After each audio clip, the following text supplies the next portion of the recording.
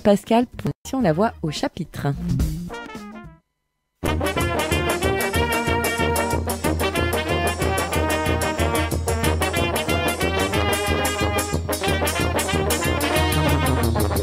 Cathy Rouverol à la technique, Jean-Paul Pascal au micro, c'est La Voix au chapitre.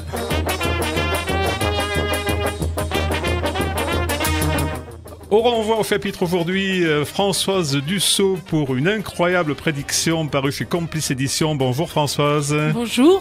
Vous êtes venue accompagnée de Gérard Rodvet, votre éditeur, qui sait combien il est dur de participer à cette émission, qui est là pour vous tenir la main, mais nous lui accorderons quand même quelques mots. Bonjour Gérard. Bonjour Jean-Paul.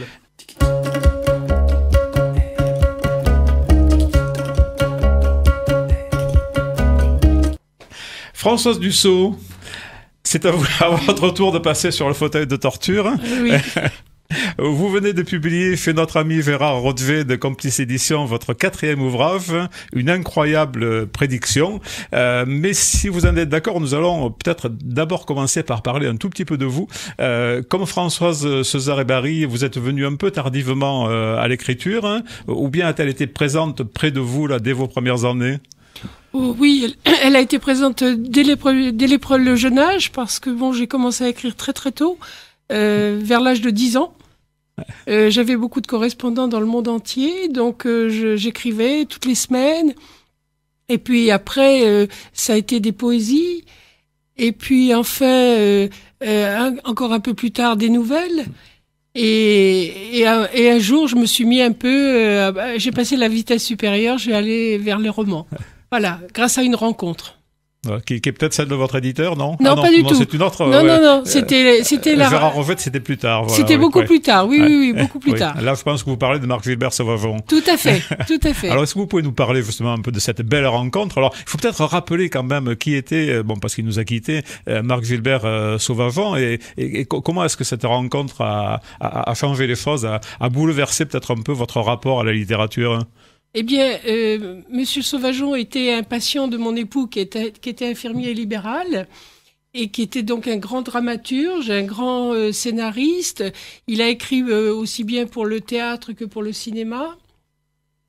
Et ce monsieur, bien que affaibli, et parce que mon époux l'a connu un peu à la fin de sa vie, était encore intellectuellement très présent.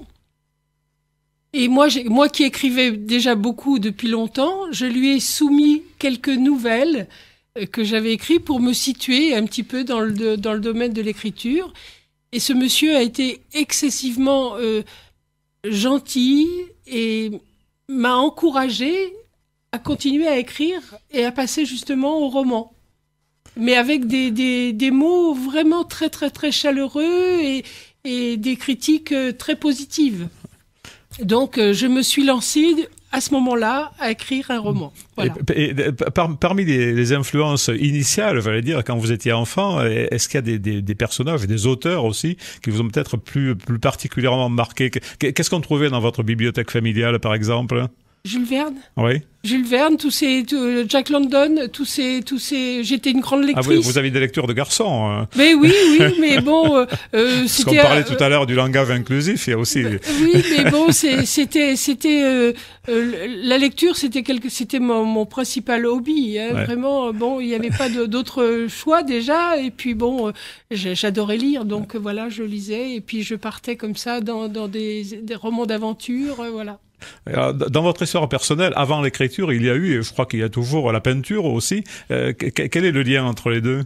Il n'y a pas eu que ça aussi. Il y a eu d'autres choses, ouais. Parce que bon, il y a plein de domaines qui m'intéressaient. Donc bon, j'essayais vraiment chaque chose. Et puis bon, après, par période, je dirais, par période, je peignais, par période, j'écrivais. Voilà. Et là maintenant, vous continuez à peindre? Non, j'ai plus ou moins arrêté de peindre parce que bon, nous avons été victimes il y a 2 ans d'une grave inondation où j'ai perdu tout mon matériel. Donc j'ai pas eu le courage tellement de racheter tout, et donc comme je me suis lancée un petit peu dans l'écriture et puis que j'ai eu la chance de rencontrer mon éditeur, Donc voilà, ça m'a encouragé à poursuivre dans l'écriture. Voilà, et du coup maintenant, voilà, vous avez une production qui commence à devenir un peu conséquente. Donc vous avez déjà écrit 2 premiers romans, Requiem pour un capitaine et Ua la sorcière rouge, qui ont été publiés tous les 2 d'ailleurs par Complice, qui avaient pour cadre le Beaujolais. Vous avez un attachement particulier pour cette région? Oui, tout à fait. C'est la région d'origine de ma maman. Et donc, j'ai bien connu son histoire par rapport à tout ce qu'elle m'avait raconté. Et j'avais un grand-père un petit peu extraordinaire. Donc, c'est lui qui m'a inspiré déjà ces 2 premiers romans. Ouais. Alors, est-ce que vous pouvez nous dire un mot de ces 2 premiers romans? Alors, qu'on peut classer, c'est quoi? C'est dans la catégorie polar, suspense, terroir, un peu tout ça, hein? Oui, voilà, tout à fait. Ben oui, c'est tout à fait ça. Il y a une partie historique qui est vraie, puisque mon grand-père faisait partie d'un réseau de résistance. Donc j'ai voulu autour de cette histoire, inventer une histoire policière pour donner un petit peu plus d'attrait encore au roman, voilà.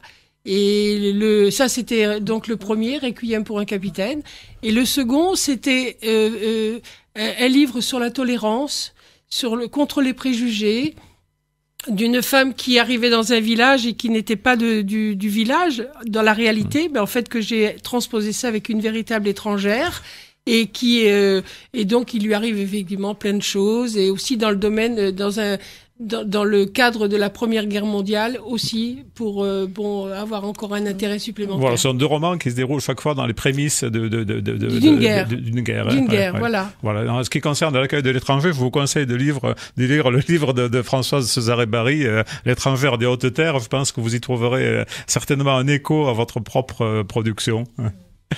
Françoise, rapprochez-vous du micro. C'est pas plutôt Justine? Justine, pardon. Justine, une oubliée de Rieucros. Voilà, mais enfin, l'étrangère des hautes terres aussi, quand même. Ah oui, un petit peu pour l'intolérance. Oui, pour l'intolérance, oui. Je pense que là, le lien est assez fort. Alors, aujourd'hui, donc, vous nous arrivez avec une incroyable prédiction.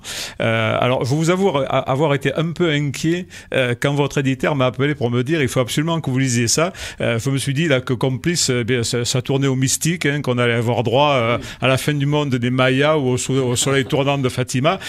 J'ai quand même été rassuré par le bandeau du livre, un roman Cévenol, parce que c'est bien de ça dont il s'agit. Est-ce que vous pouvez nous planter un peu le décor, Françoise Dussault? Eh bien, c'est d'abord l'histoire démarre à Montpellier, parce que mon héros habite Montpellier, et c'est un homme qui est veuf, qui a une vie bien réglée, déjà du fait de son caractère, et puis tout à fait par hasard, il va rencontrer une voyante qui va complètement chambouler sa vie. Parce que cette voyante va lui dévoiler des pans de son passé, qui sont absolument, pour lui, extraordinaires. Et elle va surtout lui rappeler qu'il a eu un amour d'enfance, qui n'est pas mort, en fait. Et il va, à la suite de cette rencontre, il va essayer de repartir effectivement sur les traces de son enfance et à la recherche de cet amour perdu. Quand vous dites qu'il n'est pas mort, ça veut dire que l'objet de cet amour n'est pas mort à la fois dans son cœur, mais il a peut-être quand même un peu oublié, et dans la vie non plus. Voilà, tout à fait. Voilà, c'est tout à fait ça. Donc, il va aller en fait à la recherche de lui-même. Ouais. En voulant retrouver cet amour de jeunesse, il va aller à sa propre recherche. Alors je dois dire que vous avez été très maligne quand même de situer votre roman dans le hameau de votre éditeur, voire carrément dans sa maison. Ça c'est très fort. Là il pouvait pas vous le refuser. Si je peux me permettre un conseil pour le prochain, vos héros pourraient s'appeler Gérard Rodger et Marielle Salté-Boisson. Vous allez voir, il va le prendre sans même le lire. Non, d'accord Gérard.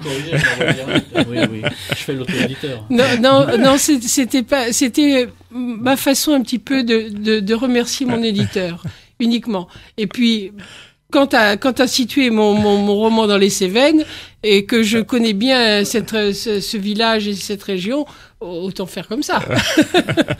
Alors Antoine, donc votre héros septuagénaire, va partir à la recherche de cet amour de jeunesse perdue. Alors c'est une quête qui va le conduire de Montpellier jusqu'aux Cévennes. Est-ce que c'est une aventure raisonnable quand on a 70 ans? Qu'est-ce qui vous a donné envie d'aborder ce sujet?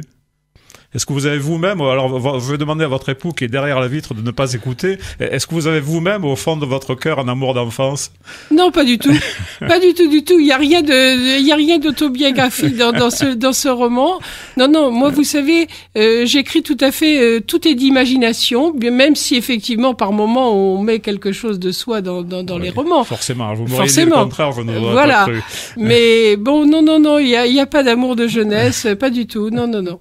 Alors, je ne sais pas si on peut dire s'il retrouve ou pas son Alice, hein, puisque c'est le nom de cette petite fiancée de son enfance. Mais ce qui me semble important ici, ce n'est pas tellement le but de la quête, hein, que le chemin qui y mène et les rencontres qu'on peut y faire. Vous êtes d'accord avec ça, Françoise Dussault? Absolument. En fait, ça va être ce que j'ai voulu en fait écrire, c'est que c'est une histoire de résilience en fait. Voilà, je pense que à n'importe quel âge de la vie, en fait, on peut se retrouver, enfin, devenir soi-même. Parce qu'en fait, il y a beaucoup de gens, comme mon héros, qui passent un petit peu à côté de leur vie, qui subissent les événements plus qu'ils ne sont acteurs. Et vraiment, là, ce cheminement qu'il va faire en sorte que même à l'âge de 70 ans, il va vraiment se retrouver. Ouais, c'est une véritable renaissance. Hein. Une véritable renaissance, voilà. Et parce que là, c'est un Antoine tout nouveau qui va arriver au bout de cette recherche, après de nombreuses péripéties, et un Antoine qui, du coup, a peut-être enfin, à 70 ans, compris quel était le sens de la vie. Tout à fait. C'est exactement ce que j'ai voulu décrire. Voilà. Et puis, il y a aussi en parallèle une histoire qui rapproche encore un peu, finalement. Vous n'avez pas que le prénom en commun là, avec Françoise Césarée-Barry. Ce personnage a aussi des comptes à régler avec sa mère. Hein. Tout à fait. Tout à fait, qui était une mère un peu dans le genre du père. Voilà, il va faire des rencontres effectivement, parce qu'il va lui arriver plein de choses effectivement dans ce voyage, et il va faire des rencontres qui vont le mettre sur le chemin de son passé. Et vraiment, où il va apprendre des secrets de famille, effectivement, parce que c'est vrai que dès le début, il a un problème à régler avec sa propre mère. Et il le règle. Et il va le régler, oui. Une incroyable prédiction, donc, Françoise Dussault chez Complice Éditions. Merci beaucoup d'avoir été là ce matin. Et comme dit un de vos personnages, je vous attribuerai volontiers le prix du bonheur de lire. Merci. Nous restons avec Complice Éditions.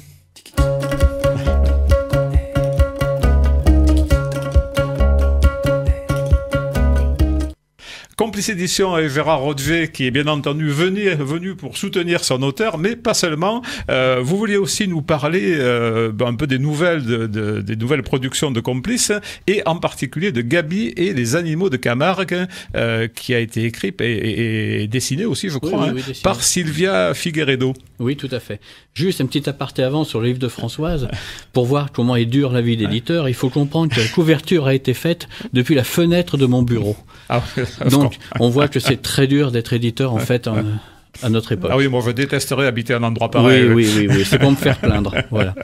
Bon, oui, Sylvia Figueiredo a fait une série de livres. Nous en avons 5 dans les tuyaux, en réalité, qui sont des livres éco-responsables. C'est-à-dire que nous avons créé une collection éco-responsable qui comporte donc Toine et le vent, qui est déjà passé ici, et tous les Gaby. Et le premier que nous sortons, c'est Gaby et les animaux de Camargue. D'ailleurs, chaque fois que nous vendons un livre, nous versons 1 euro au parc de Camargue, qui parle des animaux, de leur façon de se reproduire, de leur façon de vivre, ce qu'ils mangent et ce qu'ils nous donnent. En sachant que le mouton, par exemple, est très généreux, il donne sa laine, sa viande, il donne tout ce qu'il peut, le pauvre. Ah, vous n'êtes pas très végane, si j'ai bien compris. Hein. Pas franchement, non, pas franchement. Voilà. Nous sortons aussi, donc ce mois-ci, nous sortons Gaby et l'eau, qui traite des problèmes d'eau, de manque d'eau et la façon d'économiser de l'eau. Nous allons sortir juste après un livre qui s'appellera Gaby. Alors le titre n'est pas encore fixé parce que le sujet est difficile, mais en fait c'est pour les enfants qui ont un diabète. Donc c'est la façon de s'alimenter, mais enfin ça va pour tous les enfants, il faut s'alimenter sainement. Nous sortons bientôt un nouveau Toine. Et donc ce mois-ci nous sortons également un roman policier, Le Cadavre de la Toussaint, qui se passe à Paris. Pour une fois, nous ne sommes pas chez nous. Voilà, on s'éloigne un tout petit peu, on va à la capitale. Vous aimez de plus en plus les polars chez Complice, j'ai l'impression, non On en a quelques-uns. Oui. Nous sortons également, peut-être ce mois-ci, mais plutôt le mois prochain, le dernier livre de Jean-Louis Aubert, donc sur les Cévennes, avec les photos de tout ce qui concerne les Cévennes, les Bancels, etc.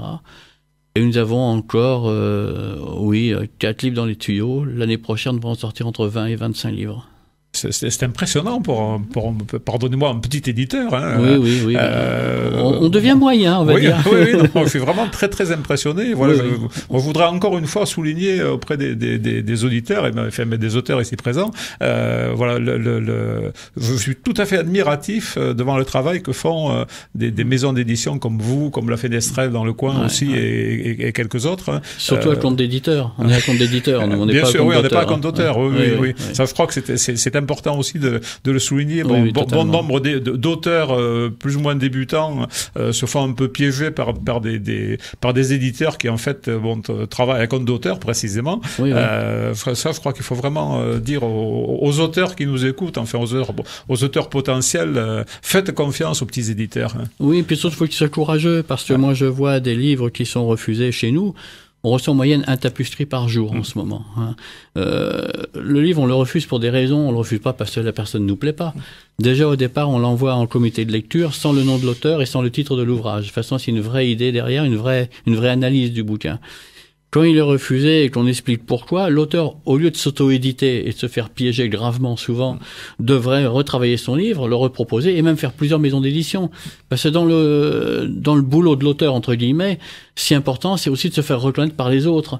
Quand on s'auto-édite, on est reconnu que par soi-même. C'est quand même quelque chose d'assez facile. Ouais. Et on est très indulgent avec soi-même. Or, ce qui est important dans un livre, c'est justement que l'auteur ne soit pas indulgent avec lui-même, qu'il soit très dur avec lui-même, qu'il soit un beau travail, un beau livre, agréable à lire, bien écrit, sans trop de fautes. Oui, et puis je crois que le travail de l'éditeur aussi va très largement au-delà de ça. Hein. C'est lui qui est chargé de porter ce livre sur la place publique, de le distribuer, d'en parler autour de lui. Voilà, ça, je crois que c'est important. Voilà, en tout cas, merci beaucoup d'avoir été là ce matin, Gérard, avec nous et avec votre auteur. Avant de nous quitter, quelques infos sur les événements littéraires de la région.